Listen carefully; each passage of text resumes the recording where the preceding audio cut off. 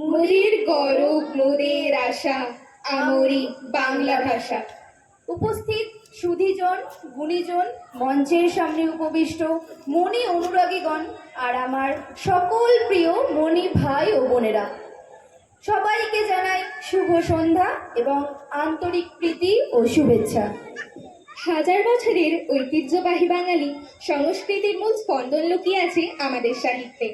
চর্যাপদের সেই আদিম সুর থেকে শুরু করে আজকের আধুনিক কবিতা, বাংলা সাহিত্য এক বিশাল ও সমৃদ্ধ সাগর। আর এই সাগরের বুকে যারা প্রতিনিয়ত বুক ফলিয়েছে তারা হলেন আমাদের পরম শ্রদ্ধেয় কবি এবং সাহিত্যিক বৃন্দ। আজ আমরা এখানে সমবেত হয়েছি সেই সব কালজয়ী স্রষ্টাদের স্মরণ করতে, তাদের সৃষ্টিকে উদযাপনের মধ্যে দিয়ে পরম শ্রদ্ধা জানাতে দুর্গাপুর বলাকামণি মেলা পরিবেশন করছে বঙ্গমনীষী সন্ধ্যা 2026। সাহিত্য সম্রাট বঙ্কিমচন্দ্র চট্টোপাধ্যায় রচিত বন্দে মাতরম ভারতের স্বাধীনতা সংগ্রামের এক অবিস্মরণীয় মন্ত্র এবং জাতীয় স্তোত্র বা ন্যাশনাল সং।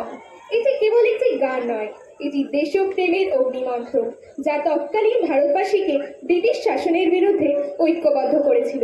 এখানে মাতৃভূমিকে মা দুর্গা বা শক্তিরূপা দেবী হিসাবে কল্পনা করে বন্দনা করা হয়েছে। 1875 সালের আনুমানিক নভেম্বর মাসের কার্তিক নবমী তিথিতে বঙ্কিমচন্দ্র এই গানটি রচনা করেছিলেন। পরবর্তীতে 1882 সালে তার বিখ্যাত রাজনৈতিক উপন্যাস আনন্দমঠে গানটি অন্তর্ভুক্ত হয়। 1896 সালে কংগ্রেসের কলকাতা অধিবেশনে রবীন্দ্রনাথ ঠাকুর স্বয়ং এই গানের সুরারোপ করে জনসমক্ষে গেয়েছিলেন। এবছর আমরা এই গানের সার্ধশতবর্ষ অর্থাৎ 150 বছর উদযাপন করছি। বাঙালি তথা প্রত্যেক ভারতীয়দের কাছে এই গানের মাহাত্ম্য আলাদাই।